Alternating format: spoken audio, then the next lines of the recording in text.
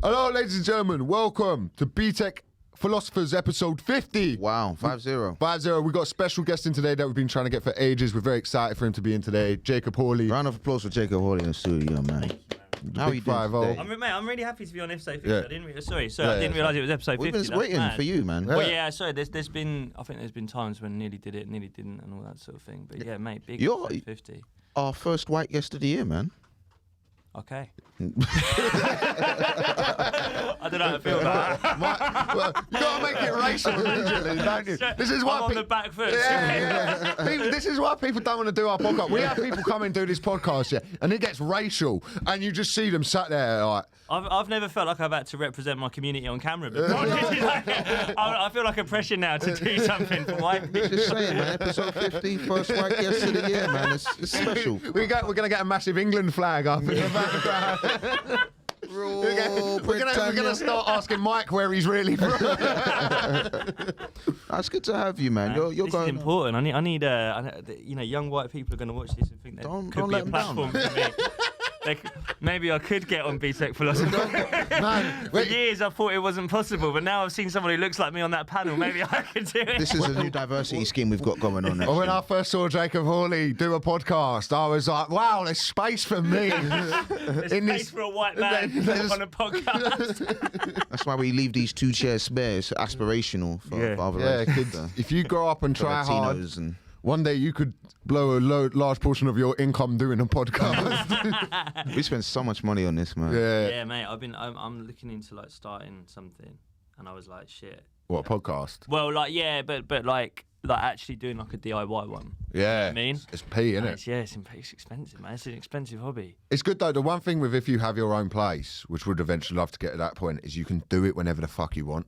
Yeah. And do as many as you want. Yeah. Like that would be, I wouldn't mind doing a few of these a week and putting them, because we have guests and stuff. Have them in reserve. Thing with this, so like, to talk like basic numbers, so I've been looking at doing this and it's like sort of like 50 quid a week or whatever, yeah. And I'm like, if I'm going to do that, I kind of have to take out something else. Do you know, I have to take out something I spend 50 quid on a week to make space for this. It's looking like therapy. Do you know what I mean? Like therapy's going to get cut so that I can go to Vauxhall Podcast Studio once a week. Genuinely. So I was like, I don't want to lose gym, right? I usually go out for dinner like once a week with my girlfriend. I don't want to lose that, but I was like, I think it's therapy. I think that's the only bit of expendable income. I could get rid of the car maybe, but it's probably therapy. I love the idea. You're like, I still want to get a bag in on the weekend sometimes. I want the option there. It's like that's like what's that Laszlo's like tier of needs is like right at the top is the bag, and then there's therapy and podcasting sort of vying for a place in the middle. How much therapy does someone need anyway? Do you know what I mean? Like, I think at a certain point they're just telling you the same shit. Are we going deep already? Yeah, man. Let's go deep, man. I've done therapy. I'll talk about. I've not talked about this. I was doing therapy for like a year, and I cut it because my therapist kept trying to hug me. No, but it was really, and I bear in mind, I've never done therapy. I've never I don't really know the etiquette. Yeah. You know what I mean? And so I didn't really know if it was normal or not. So I it was just one week where she was like, and the problem is I've got a really Sopranos idea of what therapy is. So I'm like, that's like, is it supposed to be intimate? What the fuck is it? And then she was like, I feel like you need something from me. That's what she kept saying to me. She was like, I feel like you need something from me. And I was like, yeah, therapy. What I paid for. That's what you're invoicing for.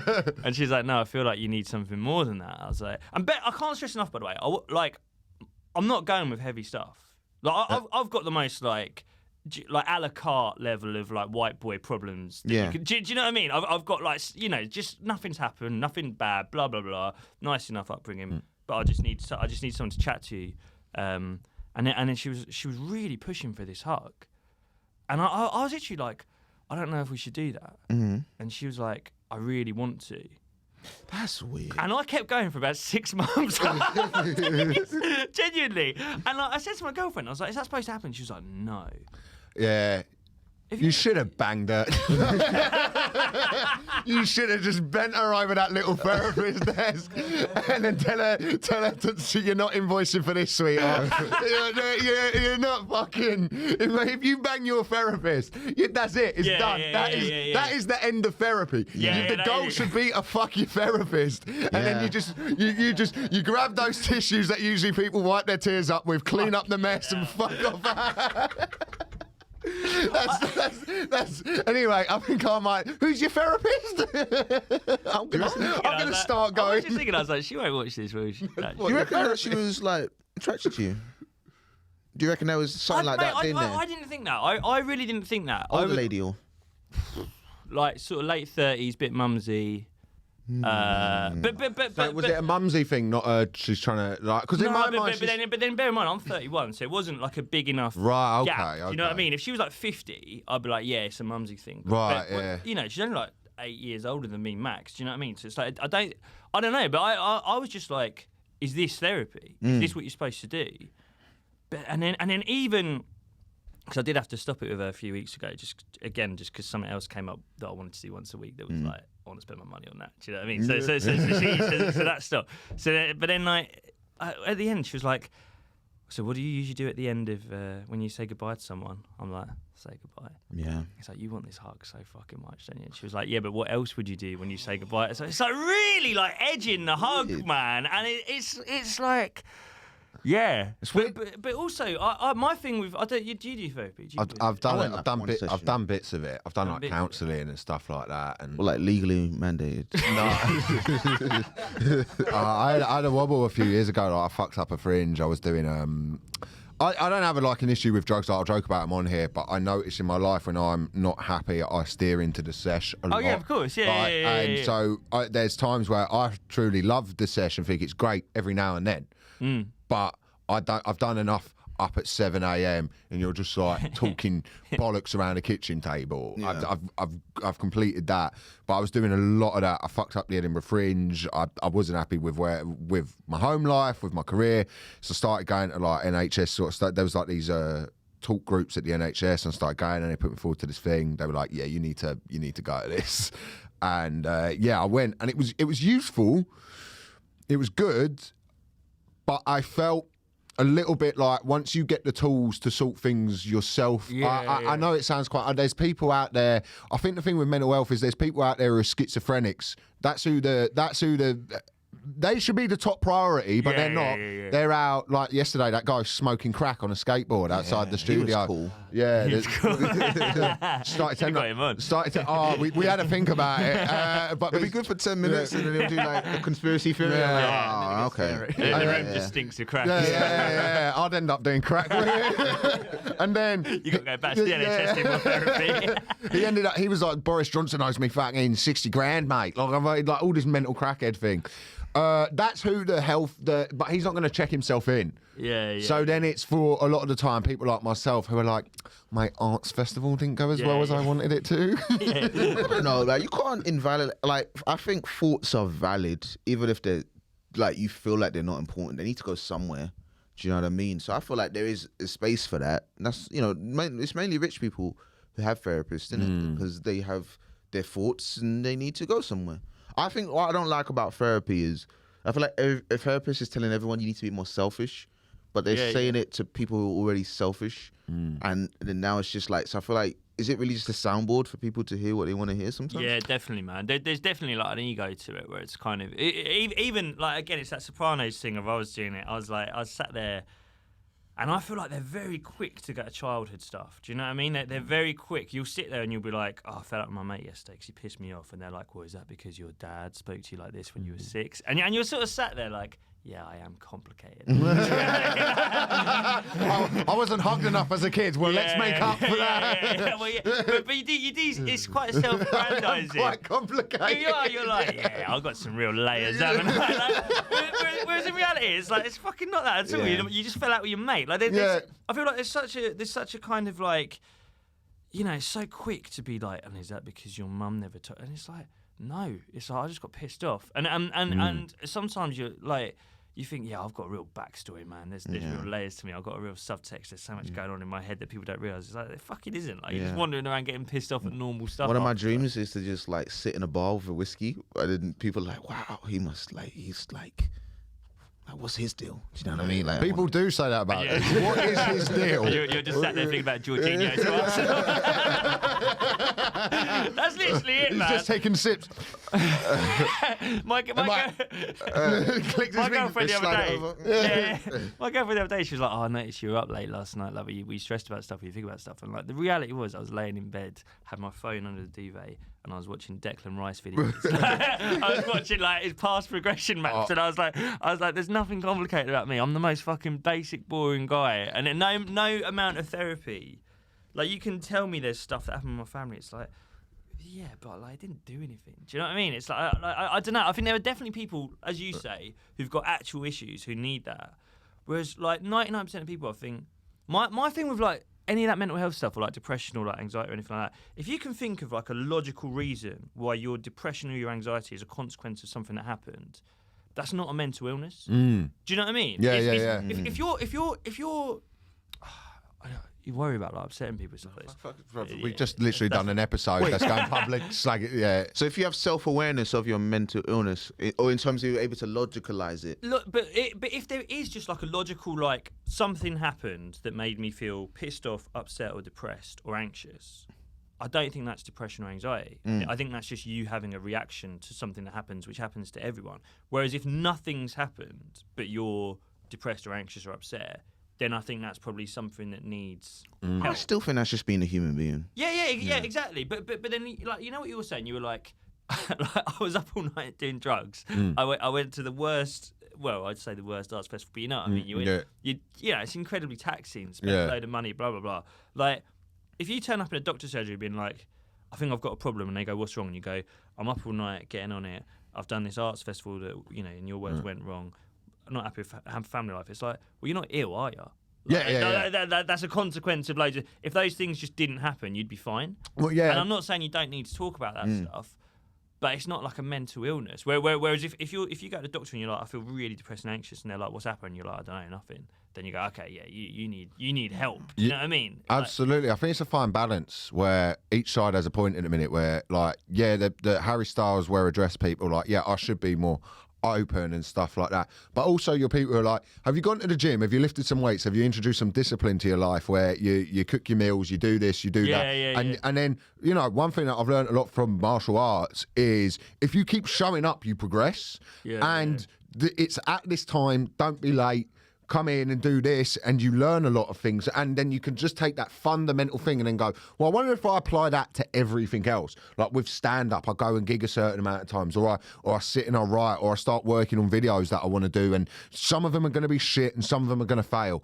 That is part of process, and then you start seeing, oh, this logic works this way, but you've got to be open enough with yourself to go, well, I'm not happy with where I am, and that's because of me. That's a very difficult thing for people to do, I think. I think that's the part people really struggle with is, you know, we were talking about this on the episode yesterday, is you meet people who don't like other people in comedy, and the only really reason they don't like them is because they're doing well. And that's a really, and then you go, well, sometimes they are cunts though. Yeah. No, there's 100%. There's people who should be publicly flogged, but there's like without. I agreed with that too quick. There are. I was just thinking about that. And I was like, there's loads of people who I don't like. It's just because they're doing too well. On the other side. No. But like that's the whole thing. But there are people like, you know, in realms of show, you do see certain things, and you're like, that is insane, you know. But I myself, I'm probably someone that people have looked at and done that. Like I love a little Twitter spat. I love a little, but you quite enjoy it though, don't you? I think you quite enjoy it. Do you find that if you see the people you argue with on Twitter, do you see them in person and you're okay with them? I aim for everyone though. Like I don't, and I take the piss out of myself more than anything. Like a lot of the time on Twitter, like a lot of my tweets are about how fucking dumb I am. Yeah. Like it's not, but I do think like we're on this public forum and sometimes people tweet things that are fucking insane. And I'm like, instead of just screenshotting this and putting it in a WhatsApp group, I'm gonna go here. Why don't I just fly in 2-footed? That's a very like martial arts thing. Do you know what I mean? That's a cunt. That's a cunt. If I told anyone, that's not something you learn like doing. No, that's just fuck it. I'm a wanker. Yeah. No. Understand from everything. I'm not trying to be a moral arbiter of right and wrong. I'd like being entertaining. My thing is, be entertaining. I'm entertaining. And some of the times I'm going to be in the wrong, but fuck me, it's entertaining to be in the wrong every now and then. You know, Do you see it as real though when you're having these Twitter spats? Not really. I think there's like this weird thing in especially in our industry at the moment where some people are woke and stuff, and you're able to see through it. If people are genuinely woke, good for them. Like I have no issue with that. But and some people are. Good, you know, Free Britain and the woke brigade have gone too far, and we need, you know, they're trying to censor us, and you're like, well, I see through that as well, and there's some people who generally believe that.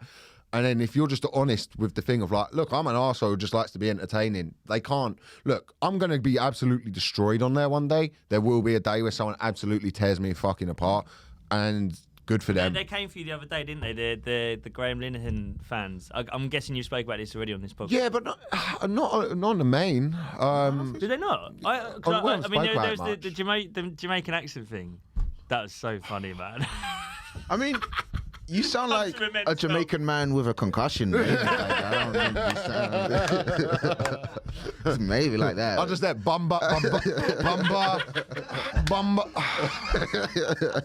Bumba bar. That's so funny. But even then, like when people send for you, like something that annoys me on Twitter is when someone lives their life on Twitter. They say a lot of shit, and then they go, someone in the comments said this about me, and they're not laughing about it. They're like, you know, it's usually like a lot of, like I'll see it like guys do it as well. Like you'll see someone go up there, and I'm like, bro, they've just written some words that have gone on an app. They've not punched you in the face. You can block them. There's no problem. You know, that's my favourite is when people are like, well, look, I got blocked by Donald Trump. Yeah, it's like... well done. Yeah. You fucking showed him. Yeah. Also, like, I mean, it's all that shit. People, it's like you said, people just live their lives on it. Just live their entire fucking life. What we all do, man. What's your screen time saying? Mine Mine went up to 8 hours last week. 8 hours? Really? 8 hours a day? Yeah. But a lot of the time it's because I'll put like a video on YouTube as well. And like I'll be doing something, and the video will be on YouTube. Oh, okay, so I reckon about 2-3 hours a day. Is that like, you know, I'll go have a bath and put something on YouTube, and like, you know, I'll be there, and then, you know, I'm listening to like a podcast, like a Lex Friedman podcast or something as I'm going to sleep. And then the YouTube. Does it count YouTube as a? Yeah, because really, that's bollocks. How are they doing that? Because that's like watching TV. Yeah, that's so. Which is screen time. Yeah, you got me. Yeah, no, you're right. So like I might go to bed, and then like it might continue and it will go into the next video, and then I'll wake up like 4 a.m, and I'll be on some like video about like the fall of Prussia because the way the algorithm's gone. I'm like, what the fuck is it? And then turn it off. So a lot of my screen time's from that. You end up just writing material about the fall of Prussia without realising why. Why am I thinking about Prussia so much? I probably think the bad thing about social is everyone feels like they have to have a brand now. You can't just like post innocently. Everyone feels like they have to market themselves. Even people who are not like in the public, everyone feels like they have to push something. I was doing a BBC podcast ages ago, and I got this girl message me who was like, just like randomly talking about it was about porn, the podcast we were doing at the time, and you know we just got in back and forth, and she sort of sent us some stuff that we used for it, so I followed her, and she's just like this like I don't know how to say this without sounding patronising, but she's just like a normal person. She's putting up reels like herself, like getting dressed and going for a coffee and stuff, or like, and it's like, why are you doing that? Do you, like, it's like, what you like? I hate having to do reels, but I do it because I've got tickets to sell. Yeah. Why the fuck are you doing it? Like, especially like with Twitter now. I've basically just given up on Twitter. Like, Instagram, I'm doing like content. And blah, blah, blah. Your reels are good. Twitter, thank you, but Twitter, I've given up. Like, Twitter for me now is football stats, transfer rumours, XG and that, yeah, exactly. That's what I'm there for. That's and also like I used to get ashamed of doing this, but I literally just reply to like football nerds now, being like, yeah, but what about his passing? And I get mates in my group chat being like, you fucking nerd. but you just get like regular people, like. And I think it's like the kind of Kardashian effect where because you can't really put your finger on what they are, people watch them and go, well, they're just normal people like me, so they're doing reels. I should do reels. I should have a kind of brand. Like people edit videos of their own holidays. Yeah. You know what I mean? It's like, and also, like most of the videos are just kind of walking along, going like that, walking along. Hey, let's. No, but you got tickets to sell. Do you know what I mean? We're all doing that because we got tickets to sell. Yeah. Whereas it's like, I'm like, how the fuck is like my mate's girlfriend spending more times editing videos than people I know who've got specials out? Do you know what I mean? How is my mate's missus, who's been to Sicily, spending 3 hours a day? Like fucking like a paid for editing app. Yeah, mate. She's got Adobe Premiere, and I'm still on Video League. Like, what's going on? It's that. Still got the watermark. I'm messaging her like to work out how to do a voiceover, how to do a sharp cut. Let me borrow your account. Who's your editor? Yeah, who's doing this for you? How did Vittorio do that for you? Why is he not doing it for me? I fucking hate that this is what I do when I wake up and they show them waking up because like you've put the camera over there I know, man, and then you filmed mad. yourself That's getting mad. like, what the fuck is wrong with you? I think there's this thing where people want. It's now. I imagine it in school and stuff as well. Popularity isn't for who's popular in school; it's who's got the most followers. Which would be a really fucked up thing for someone to be brought. It's going to be because we were part of that last generation. That we did play outside, but we also had the Xbox. We did. You did go out and cause trouble, but you also would, and you got up to trouble on Xbox as well. God knows if my Xbox live chat comes out, it's over. God. It's over. It's over. It's done. Modern Warfare 2 lobby. Are you mad? I'm going to jail. I'm going to jail. Like for so long. Like the stuff that I say to American teenagers. Screaming, jump out of building, you little Hey, worse than that. Yeah. I'm trying to keep it light. Wait, did you guys ever have arguments with kids as adults? No, I'll tell you what happened one time was this funny. Well, I was playing Black Ops right online, and some guy started giving. I was playing with my mates from school, and some guy started attacking me, saying, shouting N-word at me because he thought I was black. So then I had to like. I was in front of my schoolmates, so I had to be like. No. Like, at the same time, like...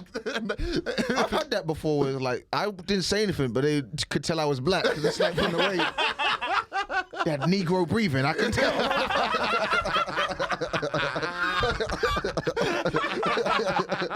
can hear the way your fingers are moving, man.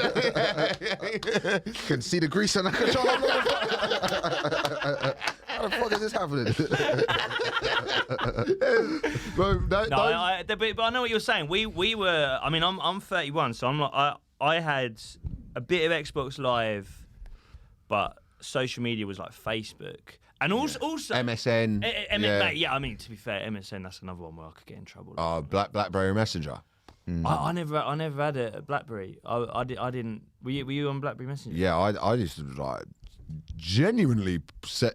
There's statuses and stories that I used to put up that were fucked up. But I was 15. So if anyone ever brought it up, if anyone, I don't know, I probably shouldn't be talking about. If anyone ever went and somehow found it all, I'd be like, no, I was a 15. Child. I was a fucking moron. But I worry about kids now. I mean, I've got a kid myself, and I genuinely worry about like. Because it's a real thing of like primary school, you're kind of good, but as soon as they get to secondary school, which is like 12, everyone wants a smartphone. Yeah. And it's like, I don't know how you fucking stop that. Because like, if I had a smartphone when I was 12, like, the stuff that me and my mates were saying back then, because that was a real kind of, I don't know if you had this, where Wikipedia, do you remember Wikipedia? Oh my God, yeah. That was a thing when I was like 12, 13. And like, me and my mates would have definitely said like some, like insane stuff, and it not without understanding it, without ever meeting anyone who would have been offended by any of it.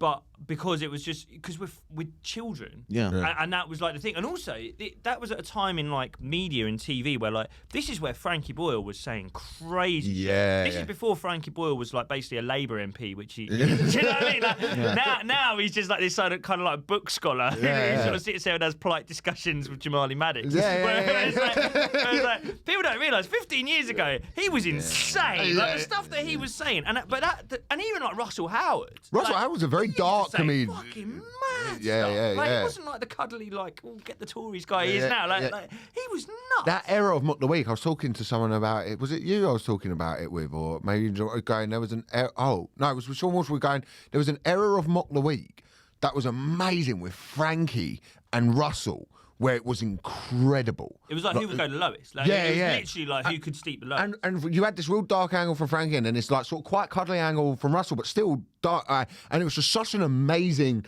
the way everyone bounced It was off like a each little other. war. It was like a little war every week. But that was at a time when Wikipedia was a massive Yeah. thing. That was, pardon me, at a time when Little Britain was doing mad stuff. And but that was just kind of the culture back then. People don't realise that. Like, if you'd have had Twitter then, Oh my god, Jesus Twitter in 2012 was pretty wild, man. dude, Yeah, back then. But do you know?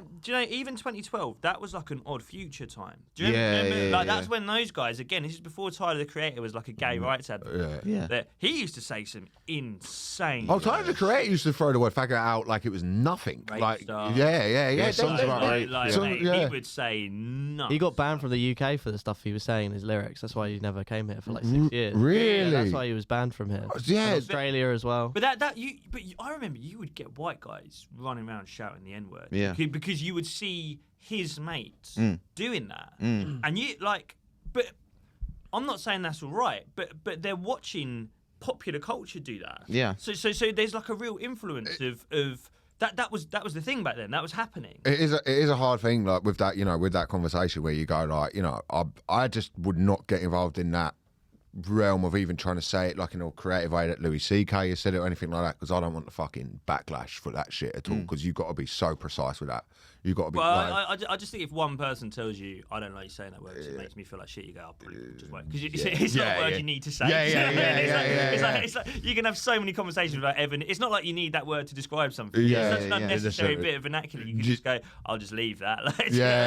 But it is a thing where I go, well, what is the rules where, like, if it's in rap music so much and you're going along just rapping or something, like, it is, but then it's a thing where you go, well, I guess that's the trade-off, we get the white privilege. Yeah. Black people get the fun word. Well, yeah. Terrible bargain. Certain Terrible sentences bargain. we struggle to rhyme because we don't have that word. I've got the word. I'm writing a song. I've got the word trigger. And, bigger. I don't know where to go. I'm gonna have to use an ABC rhyming scheme, but on the balance of things, it's all right. Yeah, I think sort of the retrospective sort of, I guess you call it cancelling, or it seems so dumb to me. Like, why would you go back then to try and catch somebody? It just feels a bit desperate. You see footballers getting done with it a lot. You see footballers like who've said like mad stuff when they were like 17. You're like, yeah, but they're kids. And Who was that footballer? You just had a bunch of tweets like trying to guess if somebody was a man or a woman. Oh yeah. And who was the person who played? That they would show like a bit, and it would either be a penis or something else, and he just played along with it on live, wasn't it? Yeah. There was always like those footballer tweets that come up. Like Wayne Rooney has a few great ones where he offers to knock himself out. Starts on himself. That's when footballers were heroes. They were part of us. Yeah. Now it's too much PR. Well, that's the thing. Like, it was everyone had a Twitter, but there was no media training. Media training was for a post-match interview. It wasn't. Don't go on Twitter and start like tweeting Jay-Z lyrics. Like that, we've lost that with because that's the thing. Footballers are so brilliantly trained now but you have, because the idea of the dumb footballers you have to, if or you're going to be in a public eye or anything like that now. Yeah, you're looking them up. You're trying to find the footballers. There was an Ashley Cole one where he was like tweeting Drake as if he was like mates with him. Oh, He yeah. was like, yeah, Drake, I'm on this YOLO thing, man. Shout me. He's like, he doesn't know who the fuck you are, man. But that's why I'd say now to anyone, like, let's say you're starting comedy at 22, right, or 20, whatever, and you've got a Twitter from when you're 15, do yourself a favour, delete your Twitter. Delete your Twitter. Yeah, not even your tweets. Start a new Twitter. Don't, because someone will... Well, you can. I mean, I've paid to get mine done. Really? Do you know why? I was in a Doctor Who thing last year. It was a mad project. It was like a Radio 4 spin-off of Doctor Who.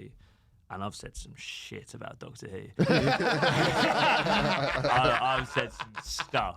About Doctor Can you give us but they're like, Doctor Who fans are mad. Like, they're so... Like, I get written letters. I still get written letters. They write letters. And I wasn't a big part in it at all. But they are fucking mad. And if they think you've done them over, it's fine now. They're not doing another series. But like, if they think you've said shit in the past, they will write to the producer. You'll get taken off that thing. Really? Because they're mad. They're so, and there's conventions, so you have to take that shit seriously. Yeah. But I'd said some stuff, and I was like, so I was laughing with a mate about it. I was like, I'm doing this Doctor Who thing now. Do you not remember your tweet from a while ago? I was like, I don't fucking remember that. They showed me how you can like find your old tweets. Yeah. I was like, oh my god, I've got fucking in. So I just found this thing where you just delete them all, get them all gone, and you got to do that, mate. I agree with you. I anything where you're starting, get rid of your Facebook. Yeah. Wipe Twitter. Dude, go back through your Instagram. Stuff from the 2012 Paralympics. Do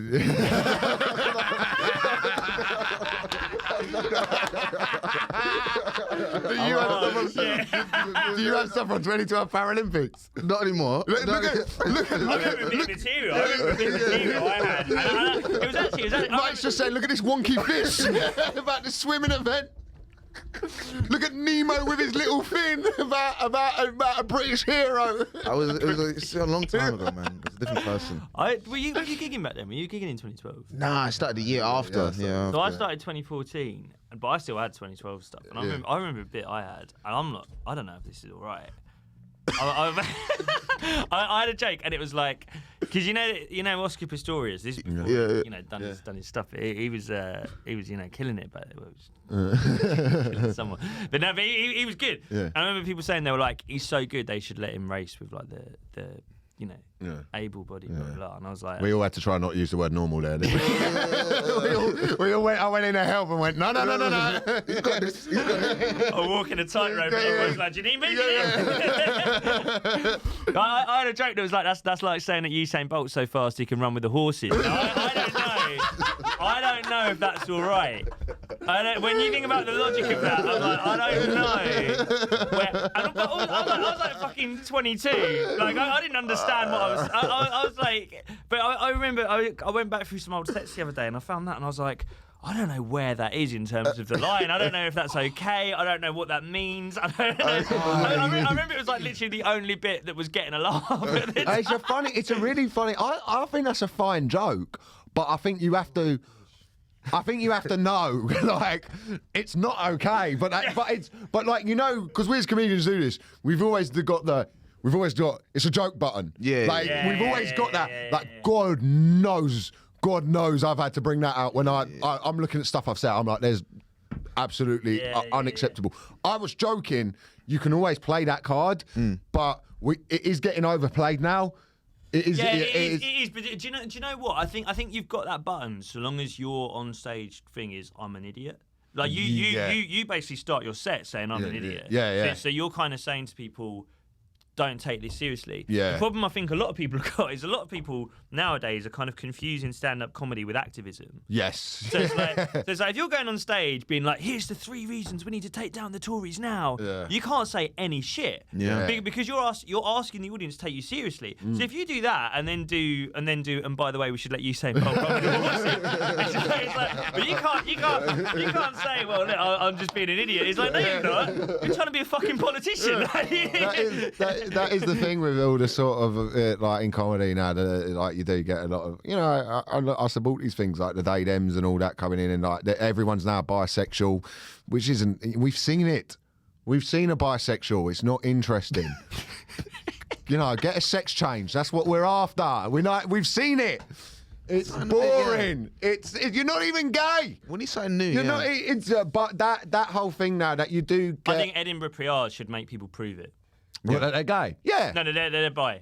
Oh, that they're bi. You have to snog a guy. You have to fuck a guy before you can talk about being bi in an Edinburgh. Maybe this is how Harvey Weinstein's. It's got very Weinstein very quickly. If you want to do Edinburgh Kids, you're gonna have to prove it. Like, show you mean it. Yeah, but,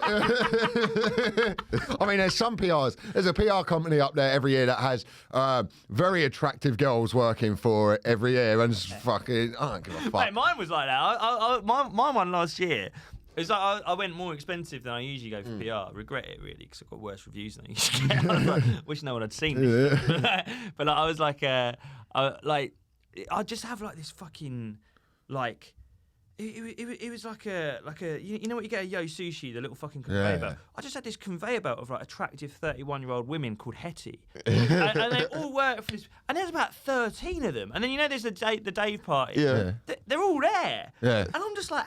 Is this what my $2,500 is paying for? Like, I'm just feeding and keeping these women in Zara clothes. Bro, it's like I've always said to people, if you want anyone going up to Edinburgh and hiring a flyerer, there is only 2 flyers that work: gay guy, and hot girl. Yeah, those are the only 2 things that work as a flyer. Yeah, those are the only 2 things because your charming gay guy will absolutely disarm people and get them flyer and stand there and chat to him, and everyone wants to talk to an attractive girl. So that's the so you can tell what you because if you have the gay guy, your show will then come in with like sort of like. Younger girls coming in because they've been chatting to this gay dude, and then if you've got attractive girl, you've got like 50-year-old blokes coming in. There's a 50-year-old bloke who comes in and then that flyer was fit though, weren't she? That's get all these like middle-aged guys with glasses, just like No, man. But that thing where you hire the PRs and stuff, I'm going to do PR this year. I'm trying to be quiet. You're going for it, aren't you? You're going. Yeah, I said to him though, I was like, I don't want to do fucking. Listen, don't send me. And I was telling you the other night, don't send me an interview where, what was your best gig? What was your worst gig? Why did you get into stand up? Because my dad's a fucking comedian. Google it. Google it. Google hit me, he comes up. Google him, I come up. And then work it out. Work out. Search for. Yeah, exactly. Figure that out. Yeah.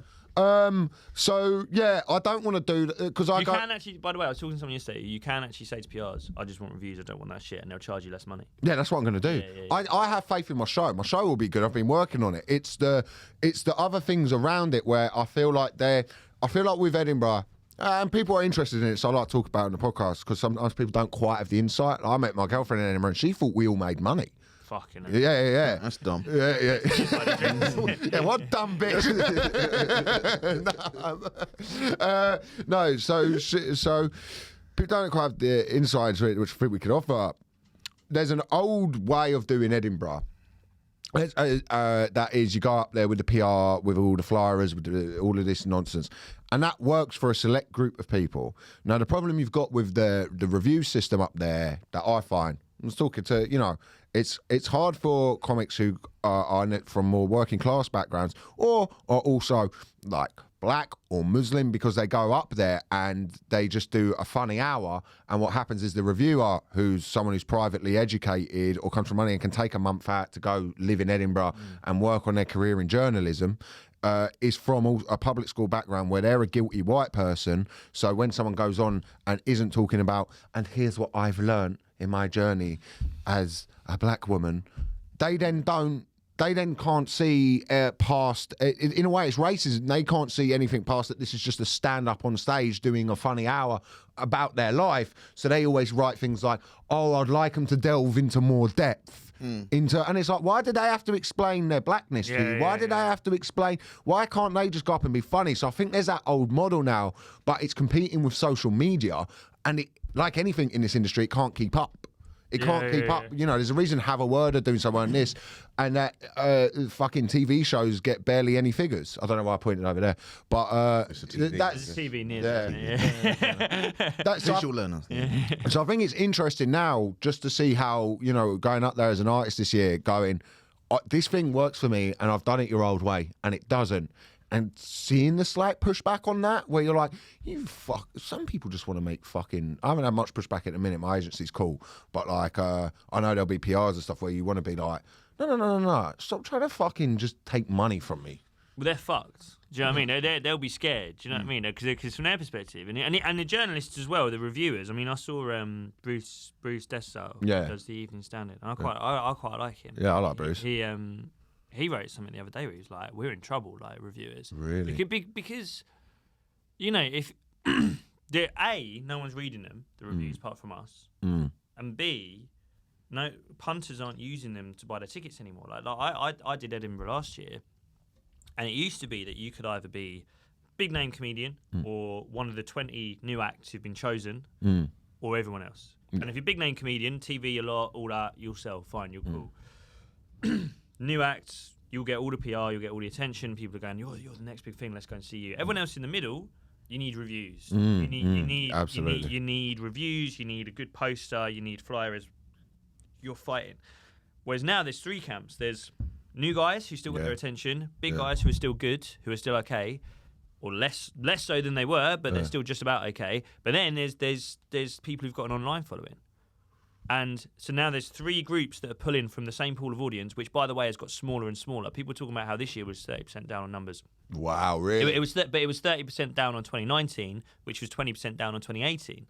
Wow. So it's fucking down. And it's only going to get worse this year, because I don't know if you've looked at your accommodation prices yet. It's insane.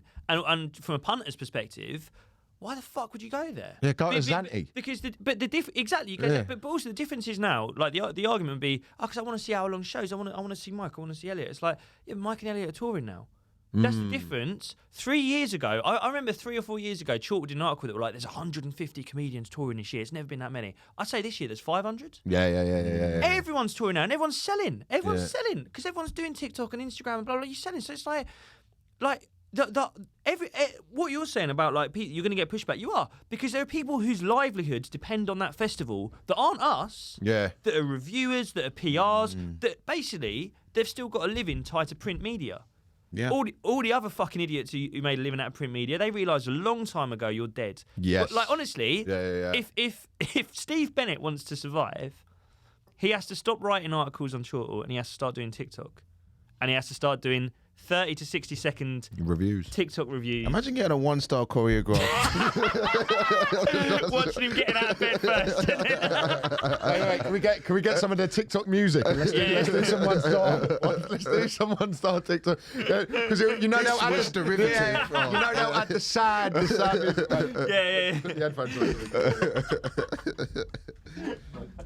Let's do it. That's funny, man. You ready? Yeah. One second. Wait. Have you got headphones? No. Go on. Do the section in front. Is this sad or is this? I can't hear it. This is 4 stars. Oh, do you want happy or sad? I want sad. You wouldn't do a negative review, don't you? Oh, a negative review. Yeah. I think it's funnier if it's. Wait, can you hear it? Nah. Plug your headphones in. Yeah, Can you hear it? Do you want to say them? So this is the good thing with bits. It's got to be spontaneous, isn't it? People love hearing the sound. Yeah. All right, ready? Yeah. I got my head out this song. I went to see Michael Wadawale the other day. What a joyful show that was. We had the best time there. I really liked the way that he talked about black bears and them mattering. This young man shows a lot of promise and is truly one of the great acts of this fringe. Now give me sad. Oh, what's that? Give me 1 second. Okay, yeah. No, you're exactly right. It's print media. Grace Campbell's latest show.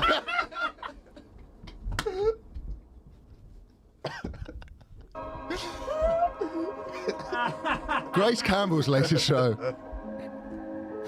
where she mentions her war criminal father.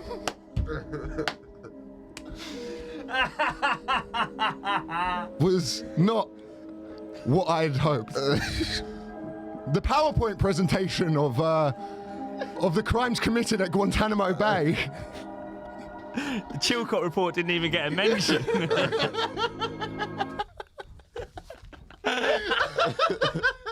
Imagine trying to girl boss war crimes. You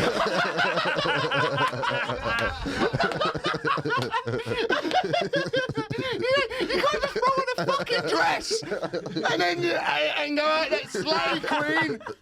There was fucking some guy just walking along with his sheep and he got drone striked. What are you doing?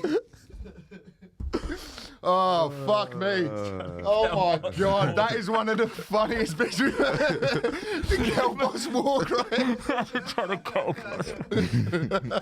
You know what happens? Every week Mike comes on the car, because I know you sing this stuff like I do. Every week Mike on this podcast slowly edges more and more that the people who invite him to hang out are going to stop inviting him. You lose friends every week. More enemies by association. you see less and less green circles every time you go on Instagram. You're not. And it's like an not on abusive those lists boyfriend. I see less of my friends. Bro, you know, He's got his eye on your finances. Why don't you hang out anymore? Why are you dressing up nice? Who you going to see? Same Infernals? What not? Why have you spent £28 at the Soho Theatre on Tuesday? Who are you buying drinks for? Puppies? No, I like them guys as well. I think they're great. Okay, let's go for fingernails. puppies. They're the nicest people in comedy as well. But Jacob, you're going on tour soon, innit? Yeah, like What's your bump? 2 weeks. Yeah, That's yeah. a great title, man. Thanks, mate. What's Yeah. it about? Is it you? What do you like to do? Do you like to just I'm gonna be funny for now, or do you like to have something in mind? No, this one's that. This one was that because basically I obviously with lockdowns and all that I didn't do as much stand up as I wanted to do. Like I was really enjoying live work in like kind of early 2020 and end of 2019, and then obviously it all went away. I didn't get any SCIS. Yeah, same, yeah. So I had to do a lot of like podcasts and fucking scripts and stuff. So then come 2020 when we were like out of everything, I was like, I just want to enjoy doing a live show. Do you know what I mean? And this show, like, I've never had more fun previewing it. Like every preview great. was like fucking. I really enjoyed it because it's quite clubby.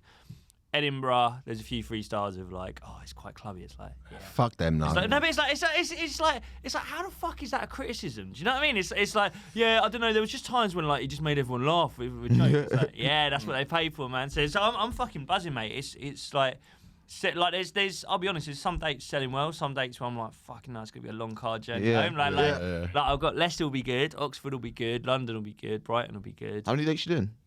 13. That's wicked, man, that you're going out there doing 14. it. Like, because it's a good show. People will come back. Yeah, like, you know, but see that it's return. like what I was saying earlier. Like I think all of us just have to do it. I think all of us have to start touring, start building an audience online and performing to them, because it's like otherwise, you know, there's a bit of a glass ceiling on what you can earn from doing club comedy. Yeah. And there's not enough TV work to go around. There's not enough other work, and also I don't enjoy the other work. I don't enjoy. I'm not a script writer. Do you know what I mean? Like I'm not turning down options, but at the same time, it's like I don't, you know, it's not. I didn't go to uni and study script writing. Yeah. So it's like, is that you? Yeah, much. Yeah. Oh, is that time? Sorry. No. But yeah. So tour starts in 2 weeks, man. I'm fucking buzzing for it. I'm really. I like doing an hour on stage. Yeah. You know what I mean? I like doing an hour on stage. You got time to lose them, Stretch find your them legs. again, piss them off, get them back, and you got time to like there's a bit of a story to the show. It's kind of about how my first kid was born, but it's also just got loads of fucking crud in it as well. It's got like how I've got. I know it's true actually. I've got quite a large network of foot perverts who buy my shoes and socks on the internet. You're a fucking disgrace. That's the line. That's the line of this podcast. No, but seriously, I got a lot of material about that. But I got a lot of guys who want socks and shoes. Yeah, they've messaged me once or twice. Yeah, mate. How did you cultivate that audience? They got me off of. I did a TV thing last year, and for some reason that got those guys. Oh, really? That hooked them, and so Decent income? Yeah. Yeah. Yeah, I can't lie, man. I've definitely made more money from the pervs than I have from doing the show. Really? That TV show, yeah, 100%. Fucking hell. 100%. And it's like, and they're, you know, it's regular. They get in contact with me. They're very chill. Like I literally had a nice guy, message me a couple of weeks ago, being like, "Would you ever be up for doing?" They're like a picture as well, you know, feet in the socks, all that business. And then he was like, "Would you be up for doing some pictures and some socks?" I was like, "Nah, my second kid's nearly due." And he was like, "Cool, you know, good luck to you and the missus. Get chatting in the new year." So it's just like, sweet. I'm like, I love these guys. So I'm cool. But yeah, so I've got material about stuff like that. So it's like, it's not.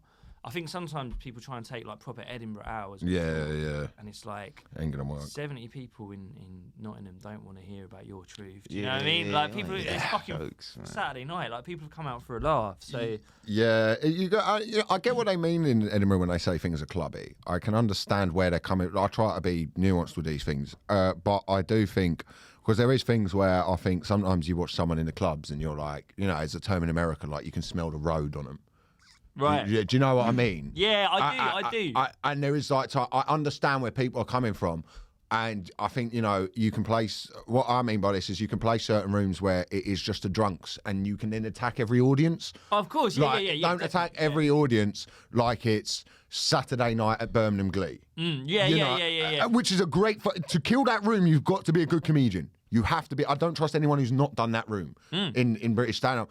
But then I do understand, like, if you go up to Edinburgh and suddenly you have got it's an arts festival, an arts festival audience, and you're doing 20 minutes on taking a shit in a cup or something. Yeah. Like, do you know Phil Gerrard, God rest his soul, he spoke about this very well. He was saying how he had a theory. This was a couple of years ago when I spoke to him about this, but he was saying how he was off the curb, same agency as you, and they're an agency that are known for like getting new boys on the road. Like, I look at someone like Peter Rathen. He signed and he's like earning straight away because they're like, right, get on the road, go support these boys, go and do clubs, go and make some money.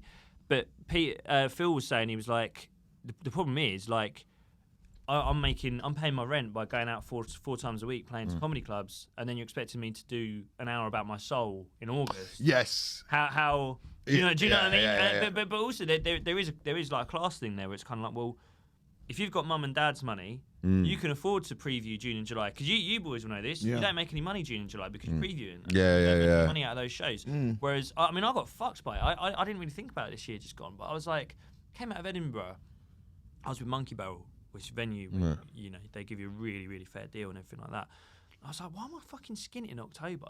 And I realised, because I went back through my June and July invoice, I was like, I made no money. And you realise, you're like, this is why I'm a club comedian, because comedy clubs pay my rent. Do you know what I mean? I go there because if I'm funny for you for 20 minutes, you give me 200 quid. A preview, I could be funny for you for an hour, you give me 40 quid. Yeah, no, that's a good point. There is this, and I especially noticed it this year, where it's like, there's this really like sneering thing of like, yeah, these guys are club comedians, they're doing club comedy. It's like, what, you mean like comedy that people pay for? Yeah. Do you know, the lifeblood of the But industry. then there'd be this real kind of like, but these guys, they use like these smart words, they use these longer words, just like because they're privately educated. And it's like you feel like saying to your journalists, you're like, do you really not see what you're championing and what you're punching? You're punching down on the comedy that people have to do to pay their rent because they don't have other financial support, and you're championing like bits of material that come from a private education. Yeah, and for the most part, fucking suck. Like, let's be honest about it. Like, there's a famous routine by a comic about trans people, and you know, and it's just shouting and yelling, and he's all just wrap it up, and you go, do that up the creek.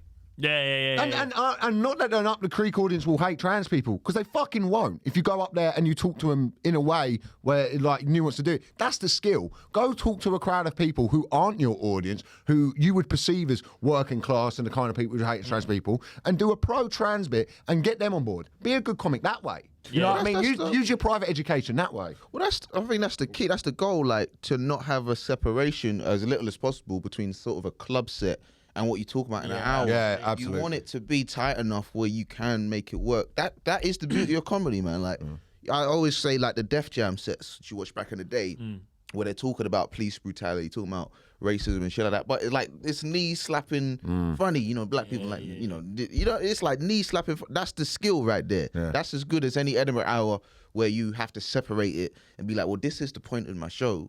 Make the point as funny as possible. Show don't tell, the first rule of writing. Yeah. I made that mistake when I started out. I remember I was doing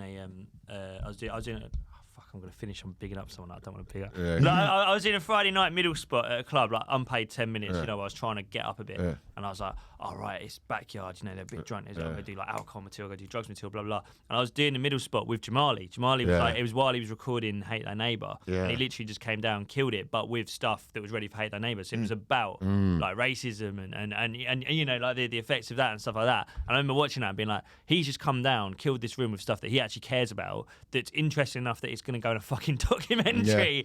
Like, that's what you have to be able to do. Jamali's a person I've learnt from most in comedy, I'd say. Like, in a way of like working with him, watching someone who just, you know, goes on and talks about what they talk about. And I'll still say, like, when Jamali, like, use some of Jamali's bits, man. When Jamali goes on and fucking crushes, it is... Yeah, it's fucking cool. It's it's a. He's the only cool comedian in the. He's one of the few. He's cool, but he's also uncool enough to see on the out. Like he's not. Well, he's a nerd. Yeah, he's a nerd. yeah. Like, I remember he was. I was because I mean we all do some of his tour support dates, and like I remember I was driving him to a gig, and like he literally got up to get out of the car, and I remember I was thinking this. I was like, fucking hell, he's cool, isn't he? I was like, he's got his little stony on. He's gonna go do like this fucking cool comedy. He literally got up to get out of the car, and a comic book fell out of his back pocket. I was like, he's just a fucking geek, isn't he? But he's one of the best fucking comics working on the scene at the minute, man. And like, he is someone we all look at and go, he's the guy. Yeah. But we got to wrap up soon. But Jacob, man, where can people find you? Instagram, Jacob Hawley. That's the best place. Yeah. Fucking wicked. We got your tour dates on there and everything. All tour dates. Go see Jacob, man. He's one of our fucking fucking great comic, and just fucking come hang with us another time as well. Yeah, 100%, it's been a lot mate. of fun. I'll come back. Yeah, we got to wrap up, so we'll post our dates another. Yeah. But you know what it is. Follow us on Instagram at Elliot Steele. Michael Dewale. Lucas. Lucas Jeff Guy. If you subscribe to the YouTube, leave us some nice comments. This has been B-Tech Philosophers. We'll see you next week. Peace.